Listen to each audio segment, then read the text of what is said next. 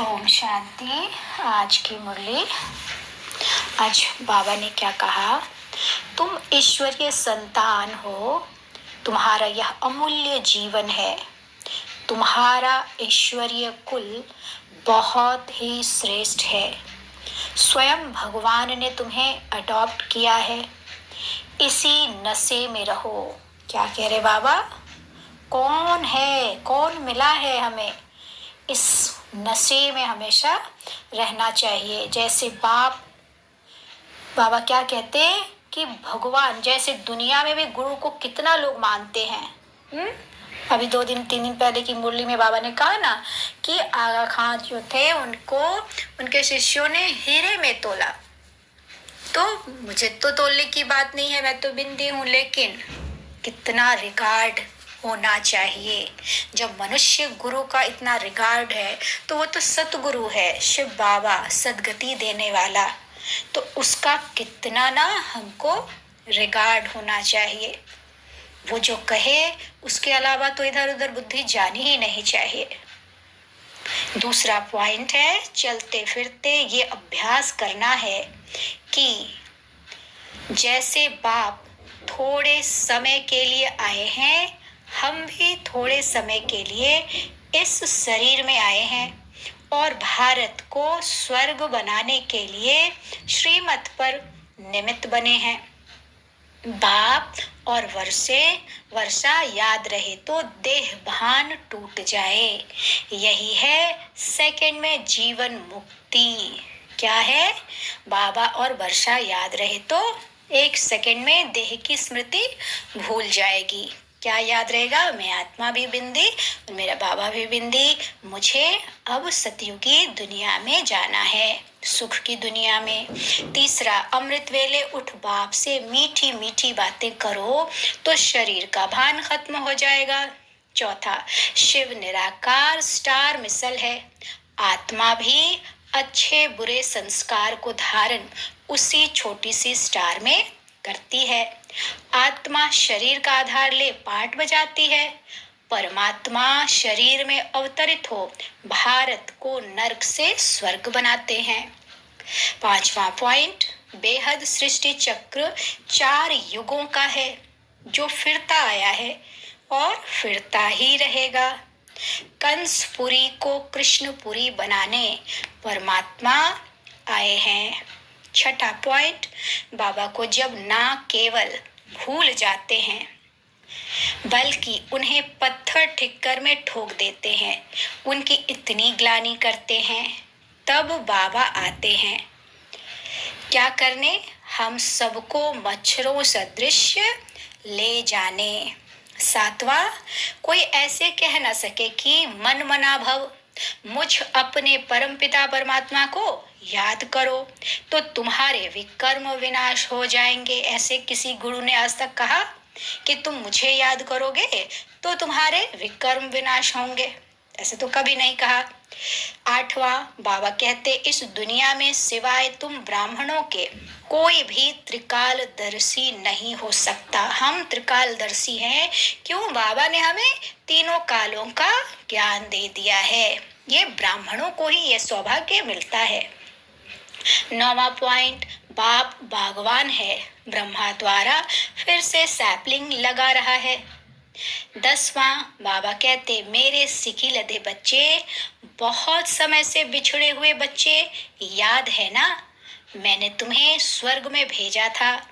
अब 84 का चक्कर लगाकर फिर मिले हो। 11वां, बाबा की महिमा करते हुए बातें करनी चाहिए कि वाह बाबा, आपकी तो कमाल है।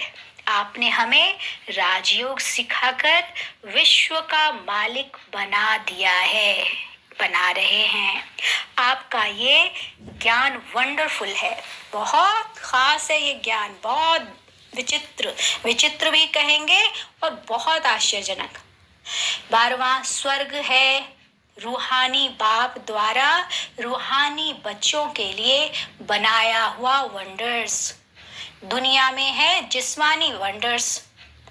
13वां, कितना वंडरफुल राज है कि साधारण मनुष्य को ही बाबा आकर अपनी दया दृष्टि से, स्नेही बोल से, करवे को मीठा बनाकर, ब्राह्मण ब्राह्मणी बनाकर जगत पिता जगत माता बनाए, फिर सतयुग में राज राजेश्वर राज राजेश्वरी बना देते हैं। ये ज्ञान कितना वंडरफुल है, जो क्या से क्या बना देता है। 14वां पॉइंट, यही कामधेनु बन सबकी मनोकामना पूर्ण करती है। 15वां पॉइंट, बाबा हमें भिन्न भिन्न युक्तियां बताते हैं ताकि हमारी अवस्था पक्की हो जाए, तभी पूरा पुरुषार्थ से याद ठहरेगा, अंतमति सो गति हो जाएगी, पास विद ऑनर हो सकेंगे, 8 को ही स्कॉलरशिप मिलेगा। 8 की माला में जो आएगा अश्र रतन जो बनेंगे उनको स्कॉलरशिप मिलेगा। लक्ष्मी नारायण को बढ़ने के लिए पास होकर दिखाना ही है। फिर 16वां पॉइंट है, बाबा राय देते हैं अपना चार्ट बनाओ, सारे दिन में हम कितना बाप और वर्षे को याद करते हैं। सवेरे उठकर बाप के याद में बैठना है। 17वां पॉइंट है, हम गुप्त वेश में आए हैं बाप के साथ भारत को स्वर्ग बनाने, अब वापस जाना है। कहाँ जाना है? राजधानी जरूर स्थापित होने वाली है, जरूर होगी। बाप सौगात लाते हैं मुक्ति, जीवन मुक्ति की, तो जरूर लायक भी खुद ही बनाएंगे ना।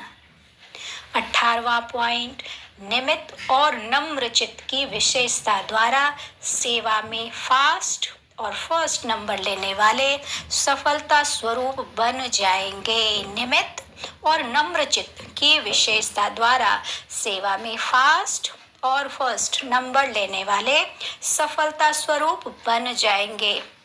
ब्राह्मण जीवन की मर्यादाओं की लकीर के अंदर रहकर स्वयं को रूहानी सेवाधारी समझकर ही सफलता मूर्त बन सकेंगे। 19वां लास्ट पॉइंट है, जो बुद्धि द्वारा सदा ज्ञान रत्नों को धारण करते हैं वही सच्चे होली हंस हैं। ज्ञान रत्नों को धारण करना वही सच्चा होली हंस बन सकता है। यहाँ विचार सागर मंथन करना चाहिए कि ज्ञान बाबा क्या देता है, ज्ञान क्या कहता है। रोज कहता है मैं आया हूँ तुम्हें वापस ले जाने, स्वर्ग में ले जाऊंगा सदगति करा के, तुम दैवी गुण धारण करो। तो मुझे कैसे दैवी गुण धारण करने हैं? किसी भी बात में जब दुनिया में कोई पॉजिटिव किसी बात को ले लेता है तो वो खुश हो जाता है, और नेगेटिव ले लेता है उसी बात में तो वो दुखी हो जाता है। तो हमारे ऊपर है कि हम दुखी भी हो सकते हैं, खुश भी रह सकते हैं। किस बात को किस तरह से देखते हैं, जो नजरिया है देखने का, वही हमें बड़े को छोटा प्रॉब्लम में भी कन्वर्ट करना सिखाता है और छोटे को बड़े से बड़ा प्रॉब्लम में भी कन्वर्ट करना सिखाता है। तो देखने का जो नजरिया है वो जितना पॉजिटिव करेंगे उतना बातें आएंगी जाएंगी, लेकिन हम पर असर नहीं डालेंगी। पॉजिटिव जितना रहेंगे उतना जल्दी आगे बढ़ जाएंगे, जो नेगेटिव होगा वो खींचता रहेगा और फंसा रह जाएगा उसी में।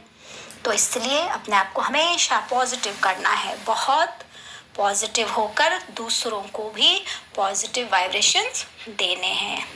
अच्छा, ओम शांति।